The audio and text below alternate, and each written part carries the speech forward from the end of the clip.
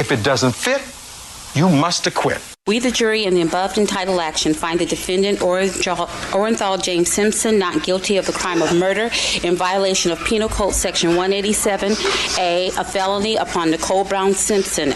And it's also just worth noting how much was impacted by this trial, Jake. So many things happened. We saw policing changing here in the city. And it's also worth noting, because of that unrest, that racial unrest in the 90s, that is why so many people who may not have been invested in O.J. Simpson were just happy to see that someone who was rich and famous and black could get away with what other people did in the system as well, too. Stephanie Elam, thank you. That's Fake News CNN this afternoon. Here's a little bit of the car chase. We'll play more of it coming up next. The intersection of the 5 and the 91 freeway. One thing we have been noticing, again, it's a very slow pursuit, followed by numerous highway patrol vehicles. But because of the intensity, it seems like people have heard about what's going on, as the presumed vehicle of O.J. Simpson is still traveling very slowly northbound along the 5 freeway, coming up again towards the 91 intersection. You know, it was amazing. You'll hear the rest of that coming up next. It's amazing the hundreds, if not thousands, of people who lined up in the overpasses over the freeway as O.J. was cowering like a child, a coward child that he is at the time, was cowering in the back, refusing to take responsibility for slaughtering his wife and her friend or lover or whatever Ron Goldman was. This is insane. The journalist from the Daily Mail, Caroline Graham, who interviewed O.J. 3 years or 2 to 3 years after the homicides and the adjudication and letting him go free, and people cheering and all sorts of stuff. He says he went to interview him, and she says, as there was, in my mind, there was no doubt I was sitting opposite a killer. She said she covered both the criminal and civil cases in her role as the Daily Mail reporter for Los Angeles. Yet far from being reviled from the public, she witnessed all night in her interview and time with him, he was treated like a hero. 3 years after the murders, 3 years after, he was treated like a hero.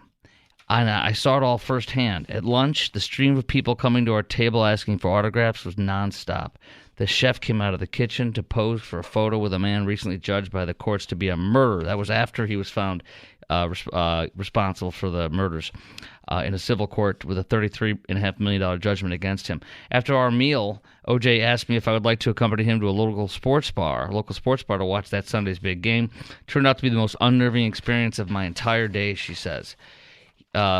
He says, as we walked into the bar, a cheer went up and everyone started applauding. My jaw dropped amid the handshakes and the backslaps as O.J. greeted his adoring fans, and our table was immediately surrounded by a young, beautiful woman. I asked one of these girls, and they were aged 18 or 19, if she felt comfortable being around a man who, come off it, we all knew was a double murderer. I don't care, she replied. We all know he did it, but he's O.J. Simpson. He's a legend. And so it continued for the rest of the afternoon. O.J. barely drank, but endless free drinks were delivered to our table. I asked him if all this female attention was normal. Oh, yes, he smiled. I have never had so much P-word in my life. Notorious, disgraced, and yet feted wherever he went by a public draw to the seductive power of fame, even that of a cold-blooded killer.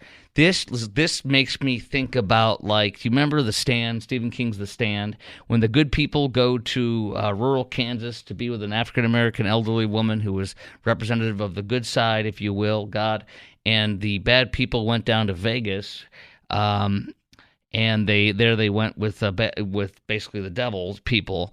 And to me, this is like the devil's people that you would see in Stephen King's The Stand, regaling and bedding down with and lauding and idolizing and practically worshiping a double murderer. And they knew he was, and sleeping with him, throwing their body, giving him their bodies, knowing that if he became attached to them, he might beat the hell out of him one day like Nicole and kill him.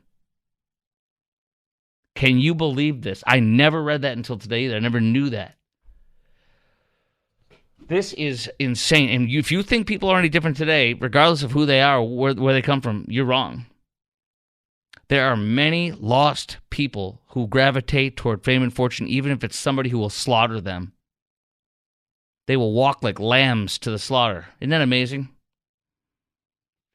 O.J. Simpson, 30 years later, what's your most memorable moment from the trial or maybe in your personal life when the verdict went down? I told the story a little last hour. I'm going to tell you in the later hour what happened to me. I was with one of my dear friends who was a black guy from the south side of Chicago. We were in school together in college. We were both graduating that year, and we witnessed it all go down. And we were there together when the verdict went. And my gosh, you got to hear what went down with me and him after that. Do you think O.J. killed Nicole and Ron, which almost everybody and their brother does? You know, one thing I've mentioned, and I'll keep mentioning it, I would love to hear from a black person who would cheer the not guilty verdict, but today will admit that they knew he was guilty, or they knew it back then, or that you will admit it now, but you just wanted to celebrate for finally somebody who's black getting off. Do you think Al Cowlings and somebody else will write a tell-all book? What O.J. told them, the truth. Yes, I killed them. Will we ever learn the truth, quote unquote, as it were, in that hour all the way up to the homicides and in the hours afterwards and the days afterwards? 3 lines open, 800-288-WBAP, 800-288-9227. Memories and stories come rushing back to us in rage and anger. Rage might not be the right word. Anger, righteous anger, and rage. Righteous rage for what happened that day as he was acquitted. All that next. Right now I want to talk to Rosie in Plano. You're on News Talk. I should say you're on 820 AM and now 93.3 FM WBAP. Hello, Rosie. Hi, how are you doing? Good, how are you? I'm doing all right, thank you. Mm-hmm. Here is just my theory, and that is that O.J. in his arthritic condition was not capable of overpowering Ron Goldman on his own, or Nicole Simpson. Thanks so much. And it's also just... Go ahead, sorry, go ahead. And that's the first point, is that I don't think he was strong enough. So I think he had an accomplice. The second point... So you think he did it, you just don't think he did it alone. He didn't do it alone. I thought you were going to the whole thing he didn't do it, he couldn't do it. I'm like, what? But No, and he's still responsible. The second thing is that there was an expert witness that had the feet, the shoe prints. Yeah, Bruno Magli shoes. Right, but that same witness, that same professional witness, or whatever you want to call him, I had seen him on other shows, on other forensic shows. So he was an Asian scientist. Yes, I remember him. I'll look him up. Mm-hmm. Okay. So he also thought that there was more than one set of footprints, and the third reason is that. And maybe he didn't need it, but sometimes people will hold on to something like, well, I didn't do it by myself, so I'm just going to put the blame on them. Yeah. And it helps them to lie better. Yes. The lie comes across a little bit better. Now, I know that O.J. had so much charisma. I mean, who doesn't like someone who can run real fast and throw and catch a football? But that O.J. Simpson was not the same O.J. Simpson that was killing people, and it's certainly not the same O.J. Simpson that died yesterday. I am going to say, I'm just going to say, God have mercy on his soul. I say the opposite. I say, may God judge him harshly.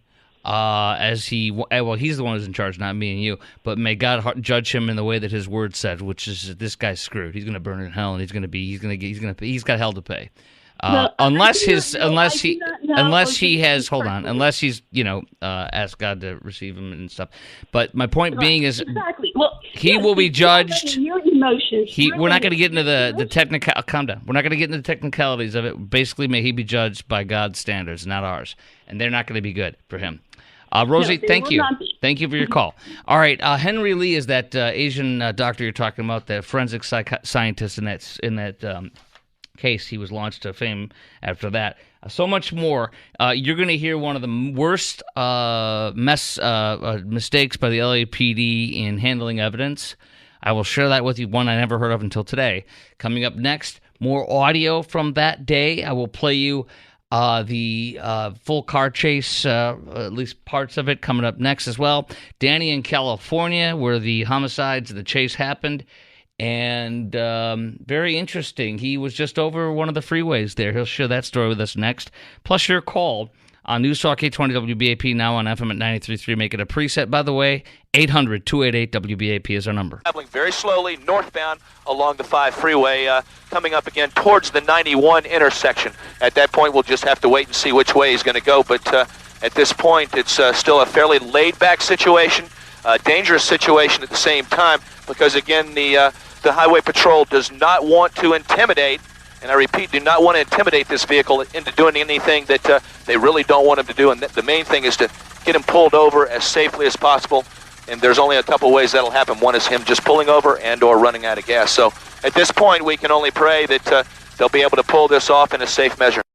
That's the high-speed chase that we all watched. I don't know anybody who didn't watch it in real time. The 9-month trial, the verdict shocked America. Some celebrated, some, most were dismayed, rightfully so, with the homicide of 2 people.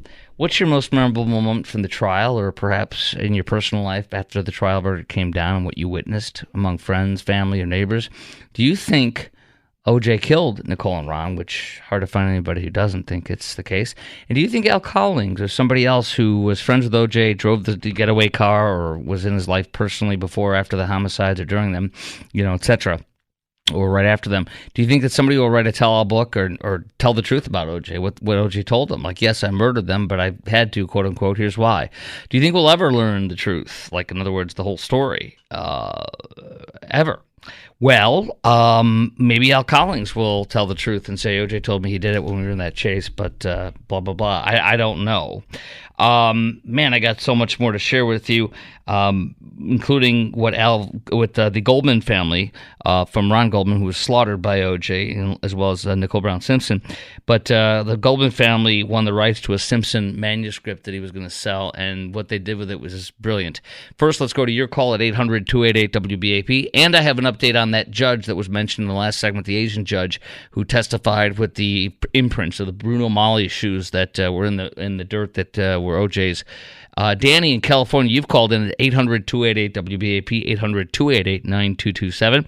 News Talk 820 WBAP, and now on FM at 93.3. Make it a preset. Danny from California, you're on 820 AM, now 93.3 FM WBAP. Hey, Danny. Hey, how's it going, my friend? Good. Go ahead. You just drove over something or near something? Tell me about that. So I was back in that time. I was in Tustin, city of Tustin, California. I was at a restaurant watching. Pretty much, you can kind of trace it because you're watching TV, and you can kind of trace where the chase is going, and ended up passing right in front of us. That's my recollection of that. I believe that all of this thing where the division with black, whites, and all this thing, I think it kind of started around that time when It became so divided. I mean, I remember arguing with family members about who if he did it or he didn't do it. Wow, what was your position at the time? I mean, I think I know what it is, but you never know. At that time, and still, of course, the same as it is now, is he was definitely guilty. The guy he did it. I mean, I'm Hispanic. I'm not here. I'm not taking sides. I'm one who's going to stand in the middle and say, you know what, whoever did it, whether it's white, black, whatever, is should get nailed. It doesn't matter. It has nothing to do with the race. And murder is going to kill you whether you're this or that. I mean, murder is murder, and homicide they'll do it to you if they do it to somebody else. And absolutely. Then when I heard in the beginning when all of this, before he even murdered the gal there and the other guy, when I heard of that, prior to that, I remember hearing the news that he got in a fight with his then wife, and as soon as I heard that, I'm not somebody who's gonna who predicts who did what or whatever. But at that time, soon as that happened, I knew that right off the bat that the guy did it. I mean, he was already beating his wife at that time. Do you remember what your relatives that you were arguing with about it that thought he was innocent or was claiming he was? Do you remember what they were saying to you? Oh, absolutely. And it was the thing is, these are all Hispanics as well. The thing is that they were taking a side because, again, it was the same thing. The blacks, that was the big issue for them. In other words, they're minority, we're minority, and so we're happy that one of us got something, finally won. Pretty much. Wow. Could you tell they were BSing and they were just happy over a racial victory versus a true victory? No, I think these people were pretty legit because, they had convinced themselves. They had totally convinced themselves. Yeah, because when it comes to politics, they're very left leaning anyway. Right. Okay. So I kind of, and then you have that lady that just got on the phone earlier about, she's talking about, OJ couldn't have done it because CTE. He was this size. He had, that one. Really Yeah. easy. All you got to do is just stab them, bring them down to their knees, and do everything else. She was saying that she believed he did it, but that he did it with somebody else because it was too much with two different people. No? I was thinking about this today. I mean, all he has to do is go up, and they're all used to him freaking out on him, and Ron knew how much he beat her, I'm sure. And so all you got to do is go up, slash the threat first, Ron, and then she'll come and she won't run. She'll want to defend him, and then he slashes her, but he finishes off the guy first, and then he goes back to her who's lying there with her gut flying open her I envisioned that. You go for the threat first, which is the strong guy, right? Same here, but I think he was hiding. And oh yeah, that's right, in the bushes. Yeah, he was hiding. He came out of nowhere. Stabbed the guy first, maybe stabbed her later. Mm-hmm. And then as they're on their knees, boom, cut their throats. Yeah. It doesn't. The guy was big. He's a big dude. He was not that small. No, I know. I was telling people that you don't understand that, like, the smallest guy in the NFL field that we think is like going to be small when we go up to him is towering over you and me. Period. That's it. And they got twice the strength that we do. He had probably 20 times the strength of her, probably twice the strength of him. I really appreciate your call, Danny. And so you drove over that same underpass today. What did you think when you drove over it?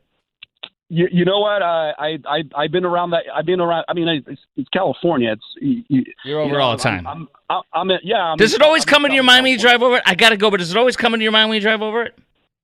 Absolutely. It always does, man. Yeah. Great call, brother. You're always a great caller. Keep doing it, brother. All right, 800-288-WBAP. Hey, Rashee Rice turned himself in tonight. Who's the other guy that was driving the other car? All that next. Maybe we'll do a little OJ to finish off, too. I got a few extra thoughts coming up next. Wow. All right, a quick moment to finish off with OJ. Then we get back into a case that has riveted us all in mass disgust for me. The amount of people that called in excusing what Rashee Rice did away is just, it befuddled me and it angered me because if it was done to you, you wouldn't feel the way that some were calling. I had a decent amount of people calling that night about Rashee Rice and say it's no big deal, it's just a crash. I told you it was a crime, and I told you it was a felony, and I told you it was serious, and tonight he has turned himself in and the charges are very serious. And he faces decades in jail. I cannot wait to talk to you about what this story. It was the biggest story on my radar once it broke late this afternoon. But the OJ thing was first, obviously. So here we are, and he did turn himself in about an hour ago, or in the past hour, at Dallas County authorities. But first, on OJ, one thing that happened was he made that manuscript. Do you remember that? After the homicides and his acquittal, but then is found responsible for murdering them civilly, and with a $33.5 million judgment, of which some of that estate, his $3 million estate, a big chunk of it, hopefully all of it, goes to not his children, no offense to them because they didn't do anything wrong, but to the families of Ron Goldman. I don't know if Nicole Brown Simpson's family is also in on that. But here's what happened. The Goldman family famously won the rights to the Simpsons manuscript about the case, which was titled "If I Did It." Remember that? If it helped me, Simpson said it helped me get out of debt and secure my homestead. He told the Associated Press he got an $880,000 advance for the book. It's all blood money, and unfortunately, I had to join the Jackals, he said. When the book hit shelves, the Goldmans retitled it because they, got to take it over. Quote, "If I Did It, Confessions of a Killer," and they put the "if" in a very small font. So basically it said, "I did it." Yes! Stabbing him virtually like he stabbed Nicole and your son, Ron Goldman. If the only thing I have to say, Fred Goldman said today with an interview with NBC, is it's just further reminder of Ron being gone all these years. The pain will never end. He says also it's no great loss to the world. It's further reminder of Ron's being gone. By the way, brother man, you got to mention Nicole. And I bet you he harbors, obviously, he probably still harbors a lack of forgiveness and tremendous anger, as any father would. But he's got to give it up. He's got to give it up and let God take care of him, which he now is. By the way, the one more thing I mentioned I didn't get to was the evidence. There was so much tainted evidence with, or at least supposedly, because of the LAPD's horrible handling of this. One of the ones I never heard of until today was one of the LAPD people did the blood draw on OJ and then literally went on to another scene or another, I can't remember what I heard, but he went to another place and he kept the blood in vials and carried it on his person or in his jacket when he went around to another scene later on. You can't do that. And they did say, one of the experts today said they have new chain of custody things where it's, and they said it was, now they do it right. But I kind of laughed at that because they're still messing it up. Different police departments still mess it up. I'm not ripping on the cops, but I'm telling you that I had an evidence. I took a lot of criminal justice courses in college, in community college, and in college. I learned a lot from amazing people. And I wanted to be a cop or an attorney or a broadcaster, and I ended up picking this, obviously. But what I learned in that was the including separate from OJ, had nothing to do with OJ's case, was, and in fact this was before OJ's case when I learned all these things.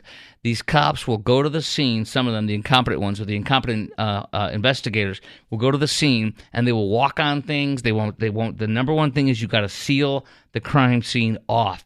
You must keep everyone, including all the cops, the hell out of that scene until the evidence techs, short for evidence technicians, and for the other people, the experts who know what the hell they're doing, excuse my language, go in there and they get everything that needs to be done. You cannot have idiots who don't know anything about evidence gathering and evidence protection going in there and trampling and walking around and letting the media in or attorneys in or anybody. You got to get everything first and then you go from there. If you're a cop and you arrive in these scenes, I pray to God your supervisors have taught you, or the district attorney in your county, or what, you know what I'm saying, or the attorney for the city's police will take you and give you a tutorial on what to do and what not to do. That is critical if the people, the child molesters, the rapists, the murderers that are the most heinous of them all that you want to nail, you could be the one person that bleeps it all up by not handling that scene the right way. Don't be that person, because we will rail you like there's no tomorrow. And then Furman, who dropped the N-bomb, reportedly, I can't remember how that all, if it was ever proven or whatever. I'm not saying he didn't. I'm just saying, dude, you want to blow up a case any other way you can. Just keep doing stuff like that. Keep this crap out of our law. We want to get the bad guys in jail and throw them away for years and punish them to the fullest extent of the law.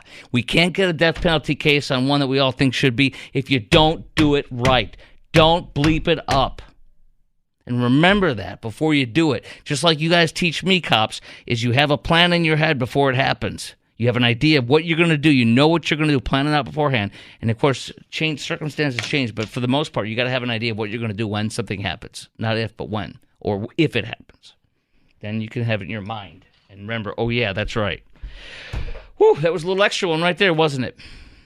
All right, Rashee Rice has turned himself in tonight. A warrant was issued for him tonight with the official charges, and these charges are grand, and they're big, and they're very, very, very serious, and this man could go to jail for, I counted it up, I think 25 or 28 years if he's fully prosecuted for everything. Let me tell you something first, though, because this is the most critical thing I must share that I want to scream to the rafters till the cows come home tonight, because listen to me closely. So many people, the last time we talked about Rashee Rice, on the night of him, the cops issuing the warrant, we talked about it and everything like that before he turned himself in. And when he came out and he said that he offered us, he gave us his autograph on social media and saying, "Oh, look at me, I'm a hero, I'm owning this, I'm responsible, I'm going to make it right. Autograph, Rashee Rice."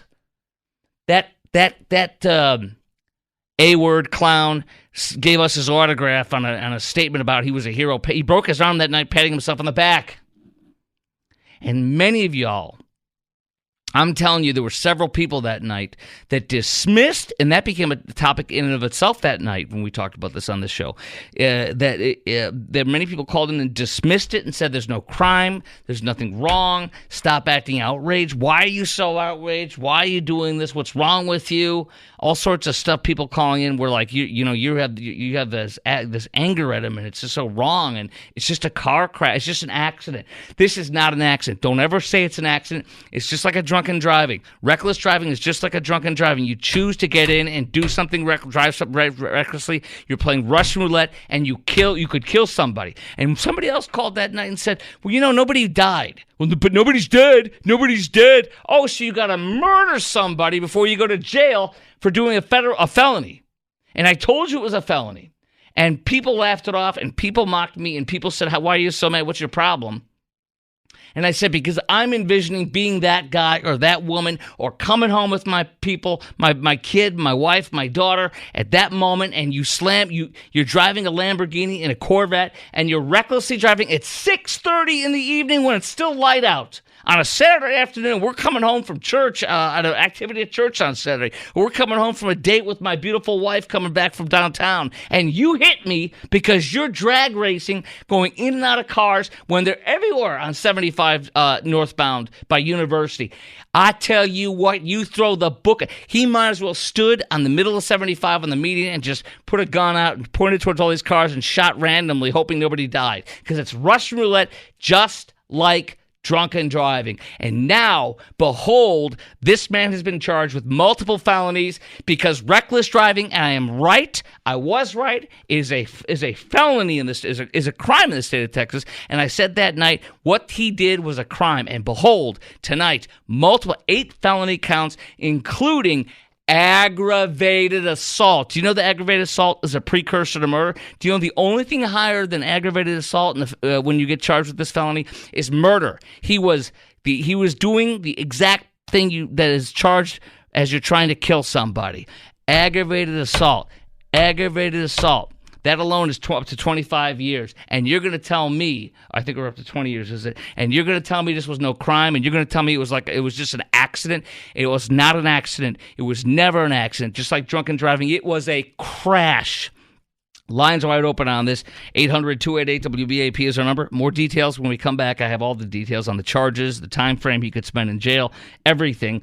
And by the way, who was the other person in the car, and where the heck are they? Oh, all that next. Our number is 800-288-WBAP, 800-288-9227. Do you look at this case as a serious crime or just an accident, quote unquote? Do you want Rashee Rice to go to jail for a long time, or just get a slap on the wrist so he can go back to winning Super Bowls and entertaining us and giving us his autograph, which is all that matters, isn't it? The word that came to my mind is poundingly enraged as I read more and more about this. Poundingly meaning I want to pound on the console here, but I won't.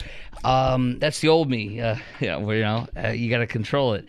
But everything I said is coming true about Rashee Rice. He turned himself in tonight. The other guy, who is a friend of his, who apparently is a player at SMU, he's now been, I believe, kicked off the team or suspended. But the point is, I'll get to all the details on that in a minute, but the point is this.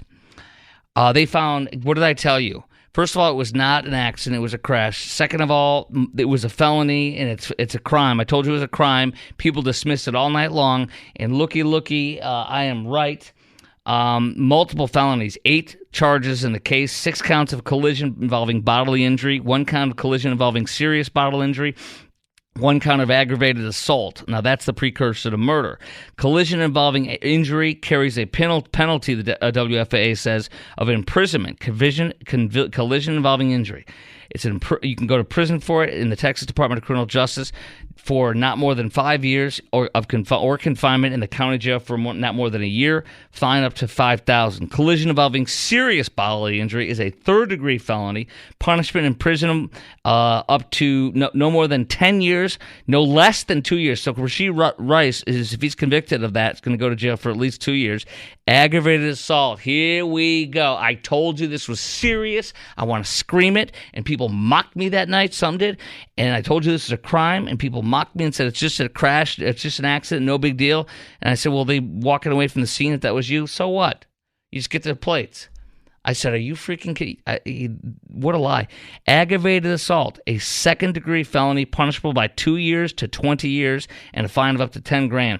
So Rashee Rice faces a minimum of 4 years plus the other cases that I told you about that carry between 1 in county or up to 5 in state felony, state jail. So I kind of told it up on the back of the napkin math here, and you're looking at as many as 30...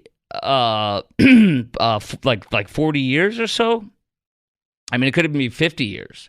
Now, I'm not saying he's going to get that, but he could face up to maybe 50 years total. I'm not an expert in putting this all together, but this is bad, and it's exactly what it should be. I told you it was a felony. I told you it was a crime, and I said reckless driving was a crime, and I said I believe it's a felony. I've got the details on that in a second. He was not charged with reckless driving. He was charged with other things that I just mentioned, 8 total counts.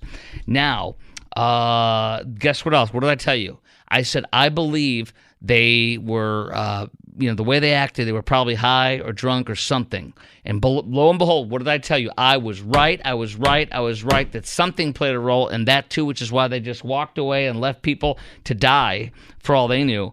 The police found, report says marijuana found in both cars. Our number, by the way, is 800-288-WBAP, 800-288-9227 for you to react to this. Do you look at this case as a serious crime as I do, or just an accident as others have? And do you want Rashee Rice to go to jail for a long time, or do you just want to slap on the wrist so he can go back to winning Super Bowls and entertaining us and giving us his autograph like he did in that post, patting himself on the back for saying, I'm going to own this? Yeah, BS, B to the S. 800-288-WBAP is our number. 4 lines open, 800-288-9227. So look at this. They found a bunch of... They found pot in here, 10.8 grams of marijuana found in the vehicle Rice was driving in. Oh, maybe that's why you left. And we'll never know if you were high because, well, you walked away. But you were so high, possibly you were so high that you thought you were Superman and could do drag racing and reckless driving and crashed into us and almost killed some people. Listen to this. So in the vehicle he was in, they found 10.8 grams of weed in that car, a misdemeanor amount in Texas, but nonetheless almost 11 grams. A lawyer representing a husband and the wife of the family that he hit that were in the car. This is what I was telling you about. This is why I was so enraged, particularly at people who were calling and saying it was just an accident and chill out. And why are you so passionate about this? Well, here's why. I envisioned myself being one of those victims. And these SOBs walking away. Well, here we go. A lawyer representing a husband and wife at the time who were among the victims in the crash. The man said the couple was, their attorney says the couple was very angry. The husband had to crawl out of the back window after this collision. His wife was pulled out of the driver's seat by first responders.